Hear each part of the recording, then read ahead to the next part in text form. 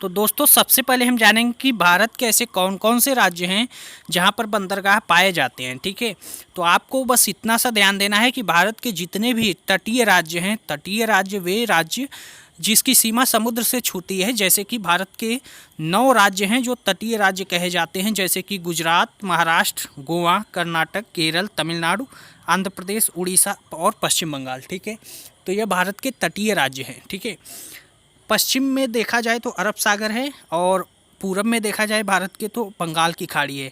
तो भारत के पश्चिमोत्तर भारत में अगर देखा जाए अरब सागर की तरफ स्थित जो राज्य हैं, जैसे कि गुजरात, महाराष्ट्र, गोवा, कर्नाटक, केरल, साथ ही साथ अगर तमिलनाडु को भी हम काउंट कर लें, ठीक है, तो यह भारत के पश्चिमोत्तर तटीय राज्य कहे जाते हैं। ठीक है, जिनकी संख्या आप देखेंगे तो कितनी है, 5। ठीक है, तमिलनाडु को काउंट नहीं किया जाता है पश्चिम में। ठीक है, उसके बाद पूर्व में देखा जाए, ठीक है, पूरब में देखा जाए तो यानी कि बंगाल की खाड़ी की तरफ, तो यहाँ पर पश्चिम बंगाल, उड़ीसा, आंध्र प्रदेश और तमिलनाडु। ठीक है, तो यह आपके 4 हैं। ठीक है, यानी कि 4 इधर और अरब सागर की तरफ 5, कुल मिलाकर के 9 राज्य ऐसे हैं जहाँ पर बंदरगाह पाए जाते हैं।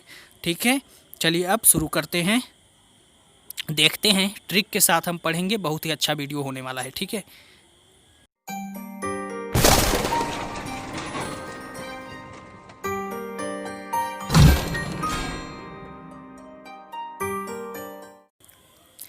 पश्चिमी तट वाले राज्य मैंने आपको बताया कि कौन कौन से हैं, गुजरात, कर्नाटक, महाराष्ट्र, केरल और गोवा। ठीक है, जिसमें से गुजरात की जो तटीय रेखा है वह सबसे लंबी है पूरे भारत में। ठीक है, तो यह भी क्वेश्चन आपसे पूछे जा सकते हैं, जीके का क्वेश्चन है, तो मैंने सोचा आपको यहीं पर बता दिया जाए। और गोवा की तटीय रेखा सबसे छोटी है। ठीक है, इसका ट्रिक कैसे आप बताएंगे। ठीक है, तो अब्बा गुम हुए गांव के नाटक में कुछ करो, यहाँ पर हुए और कुछ को, ठीक है, यहाँ पर कोई मतलब नहीं है इस ट्रिक में।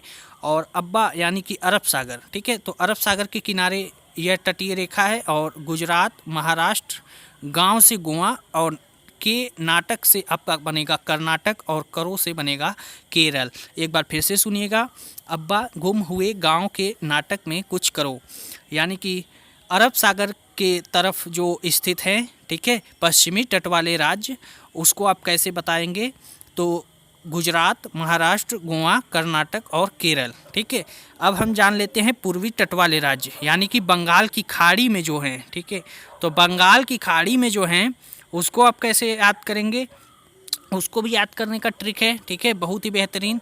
पहले आप जानिए कि कौन कौन से राज्य हैं, पश्चिम बंगाल है, आंध्र प्रदेश है, उड़ीसा है और तमिलनाडु।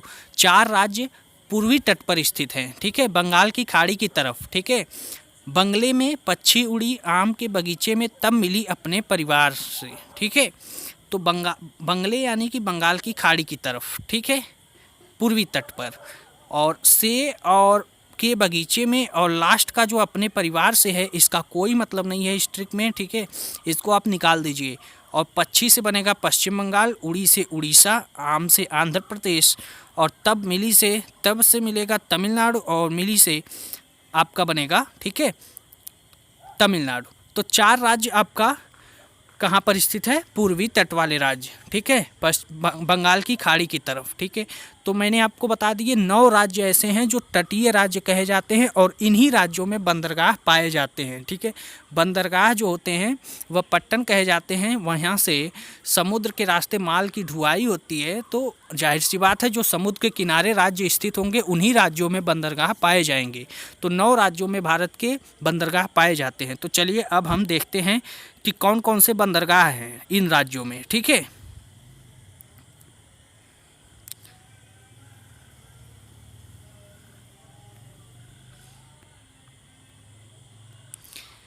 सबसे पहले, ठीक है, समुद्र तट पर स्थित जिन नगरों द्वारा किसी देश का विदेश से व्यापार होता है वह बंदरगाह कहलाता है। बंदरगाह क्या होता है, तो समुद्र तट पर स्थित जिन नगरों द्वारा किसी देश से व्यापार होता है, देश का विदेशों से भी व्यापार होता है, ठीक है, वह बंदरगाह कहलाता है। ठीक है, भारत में बंदरगाहों की संख्या कुल 13 है, प्रमुख पट्टन है। ठीक है, प्रमुख रूप से 13 है और 200 गैर प्रमुख है, मतलब कि छोटे और मझोले। ठीक है, लेकिन प्रमुख रूप से बड़े बड़े बंदरगाह कितने हैं, 13। ठीक है, और 13 प्रमुख बंदरगाहों में ही, ठीक है, समुद्र कारोबार का लगभग 76% भार वहन करते हैं यह, ठीक है।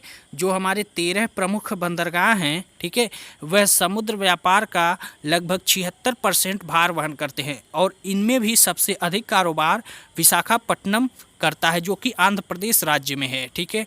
आंध्र प्रदेश मैंने आपको बताया था यह पूर्वी तट पर स्थित है, ठीक है, पूर्वी तट पर है, बंगाल की खाड़ी के तरफ, ठीक है, और यहीं से सबसे अधिक कारोबार होता है, ठीक है। पूर्वी तट पर स्थित बंदरगाह कौन कौन से हैं, तो पश्चिम बंगाल राज्य में देखते हैं। पश्चिम बंगाल राज्य में 2 प्रमुख बंदरगाह हैं, कलकत्ता और हल्दिया, ठीक है। पश्चिम बंगाल राज्य में 2 प्रमुख बंदरगाह हैं, कलकत्ता और हल्दिया।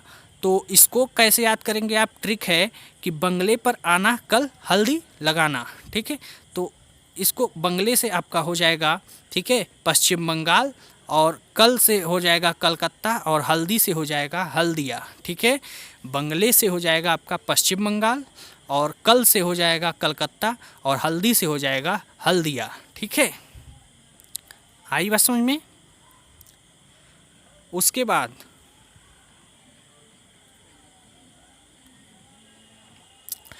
बाद उड़ीसा राज्य में देखते हैं। उड़ीसा राज्य में एक ही प्रमुख बंदरगाह है और वह है पारादीप, ठीक है। इसका ट्रिक क्या है, तो परिंदा बंगले में उड़ा, ठीक है, परिंदा से हो जाएगा पारादीप और उड़ा से हो जाएगा उड़ीसा। बंगले से जो यहाँ पर वर्ड है, शब्द है, इसका इस ट्रिक में कोई यूज नहीं है, ठीक है। तो इसको आपको ध्यान देना है, ठीक है। आप चाहें तो एक ही यहाँ पर बंदरगाह है, तो यहाँ पर ट्रिक आप चाहें तो पता करें, या फिर आप वैसे भी याद कर सकते हैं, क्योंकि उड़ीसा में एक ही बंदरगाह है, तो आप उड़ीसा के बंदरगाह पारादीप को वैसे भी याद कर सकते हैं, ठीक है। कोई मुश्किल नहीं होगा, आपको ट्रिक की ज़रूरत नहीं पड़ेगी, ठीक है। नेक्स्ट हम बात करने वाले हैं आंध्र प्रदेश की, ठीक है।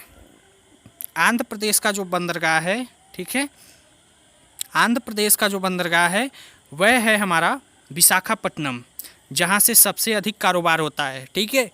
और यह देश का सबसे गहरा बंदरगाह भी है, ठीक है, यह देश का सबसे गहरा बंदरगाह भी है, और यह विशाखापट्टनम शहर, ठीक है, और यह सबसे सुरक्षित बंदरगाह भी है, और विशाखापट्टनम शहर में पाया जाता है, ठीक है। और यहीं से सबसे अधिक कारोबार होता है भारत का, ठीक है।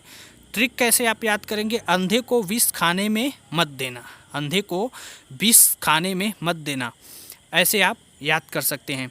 अंधे से हो जाएगा आंध्र प्रदेश, विष से हो जाएगा विशाखापट्टनम, ठीक है, विष से हो जाएगा विशा, और खाने से हो जाएगा खानपट्टनम, यानी कि विष खाने एक ही में आप मिला दीजिए विशाखापट्टनम, और बाकी जो वर्ड हैं उनका कोई यूज नहीं है, ठीक है।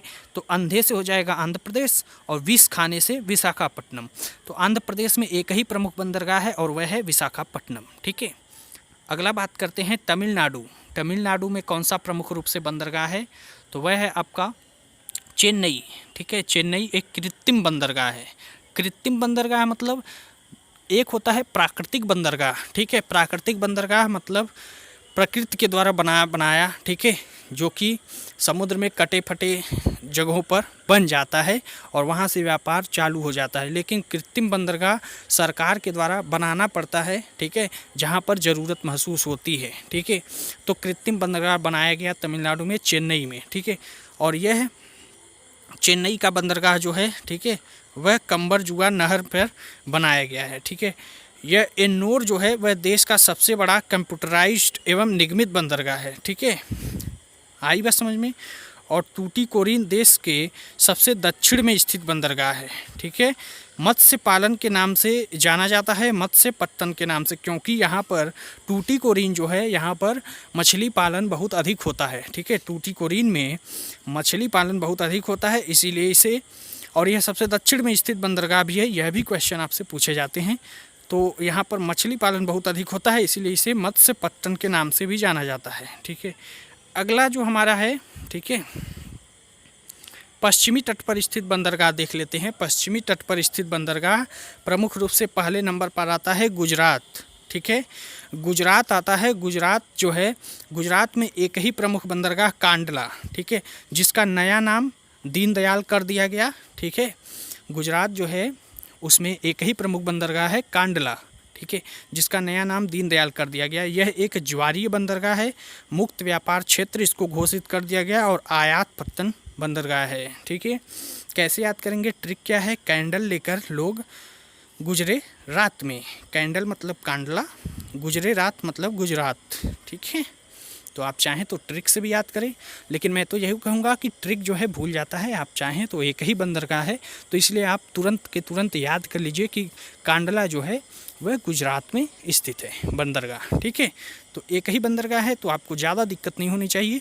कांडला गुजरात में स्थित बंदरगाह है, जिसका नया नाम दीनदयाल कर दिया गया है। ठीक है, और यह एक ज्वारीय बंदरगाह है। ठीक है, अगला महाराष्ट्र में देखते हैं, महाराष्ट्र में स्थित बंदरगाह कौन सा है, तो महाराष्ट्र में मुंबई है। ठीक है, और नौहासोवा। ठीक है, 2 बंदरगाह हैं। मुंबई जो है वह प्राकृतिक बंदरगाह है और भारत का सबसे बड़ा बंदरगाह है, प्राकृतिक रूप से सबसे बड़ा बंदरगाह है मुंबई। ठीक है, और नौहासोवा जो है वह सहायक पट्टन है मुंबई का ही। ठीक है, मुंबई प्राकृतिक बंदरगाह सबसे बड़ा है महाराष्ट्र का, भारत का भी सबसे बड़ा है, और इसी की एक सहायक बंदरगाह कौन सी है, नौहासोवा। ठीक है, जो कि एक नवीनतम और आधुनिक सुविधाओं से लैस बंदरगाह है। ठीक है, इसका ट्रिक क्या है, नहा कर सेव मत करो, ऐसा हीरो नहीं करते। ठीक है, तो मुंबई में क्योंकि हीरो रहते हैं, ठीक है, मुंबई में हीरो रहते हैं, ठीक है, इसीलिए यहाँ पर हीरो वर्ड का भी यूज आप कर सकते हैं, और नौहासोवा मतलब नौहासोवा। ठीक है, तो ऐसे आप याद कर सकते हैं। ठीक है, अगला जो हमारा है गोवा। ठीक है, गोवा के बारे में देख लेते हैं। गोवा जो है, गोवा में मार्म गोवा एक प्रमुख बंदरगाह है, जिसे कि जुआरी नदी के तट पर स्थित है, जो कि जुआरी नदी के तट पर स्थित है।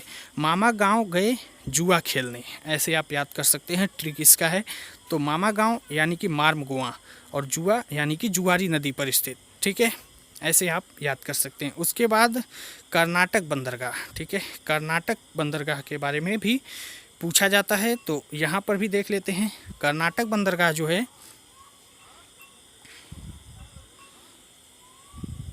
कर्नाटक में न्यू मंगलौर एक प्रमुख बंदरगाह है, जो कि केंद्र मुख से लौह अयस्क निर्यात की सुविधा यहाँ से है। तो लौह अयस्क यहाँ से प्रमुख रूप से निर्यात करता है भारत, सभी विश्व के प्रमुख देशों को। ठीक है, निर्यात आयात आप लोग समझते होंगे। आयात करना यानी अपने देश में कहीं से चीज़ें मंगाना, और निर्यात करना यानी भारत किसी को कुछ चीज़ें बेचता है तो उसको निर्यात कहते हैं। ठीक है, अपने देश से अगर हम कुछ चीज़ें बेचते हैं तो उसको निर्यात कहा जाता है। ठीक है, तो यहाँ से लौह अयस्क निर्यात की जाती है। ट्रिक क्या है, तो मंगला के नाटक कमाल का है, तो मंगलौर और के यानी कि कर्नाटक। ठीक है, के नाटक को एक ही साथ मिला देंगे तो कर्नाटक हो जाएगा। उसके बाद है केरल। केरल में कोचीन नामक बंदरगाह है, जो कि लैगून पर स्थित है। ठीक है, तो केरल में एक ही प्रमुख है जो कि लैगून पर स्थित बंदरगाह है, और वह है कोचीन। ठीक है, और यहाँ पर सभी बंदरगाह बता दिए गए हैं आपको। ठीक है, और यहाँ पर आपको ट्रिक मिलेगा। ठीक है, ट्रिक आपको यह मिलेगा, किचन में करेला है, तो किचन यानी कि कोचिन, और करेला से आपका बनेगा केरल। ठीक है, आई बात समझ में। यहाँ पर आपको ध्यान देना है कि भारत का 96% व्यापार जो है वह जलमार्गों के द्वारा ही होता है, जलमार्गों के द्वारा होता है, इसीलिए बंदरगाहों की महत्व बहुत ही बढ़ जाती है। ठीक है, तो बंदरगाह भारत में प्रमुख रूप से तो 13 ही हैं, लेकिन मैंने आपको बताया कि छोटे और मझोले जो बंदरगाह हैं वह कुल मिलाकर के 200 के करीब हैं। ठीक है, तो बंदरगाहों की संख्या अभी और बढ़ सकती है, क्योंकि भारत के जो 96% से अधिक व्यापार जो हैं जलमार्गों के द्वारा ही होते हैं। ठीक है, और भारत बहुत ही खुशनसीब है कि 3 तरफ से समुद्र से घिरा हुआ देश है। ठीक है, और इसके पास प्राकृतिक रूप से भी बंदरगाह हैं और कृत्रिम रूप से भी बनाया जा रहा है बंदरगाह। ठीक है, तो बंदरगाहों की संख्या भविष्य में और बढ़ सकती है। ठीक है, तो अच्छी बात है। ठीक है, तो व्यापार करने में सुविधा भी होती है। ठीक है, तो वो आशा है आपको वीडियो बहुत अच्छा लगा होगा। ठीक है, कमेंट करके बताइएगा कैसा लगा वीडियो पसंद आया हो तो लाइक ज़रूर कीजिएगा, अपने सभी दोस्तों के साथ इस वीडियो को ज़रूर शेयर कीजिए। ठीक है, बंदरगाहों से क्वेश्चन हमेशा पूछे जाते हैं किसी भी परीक्षा में। तो मिलते हैं एक नए वीडियो में नए कॉन्सेप्ट के साथ, तब तक के लिए धन्यवाद।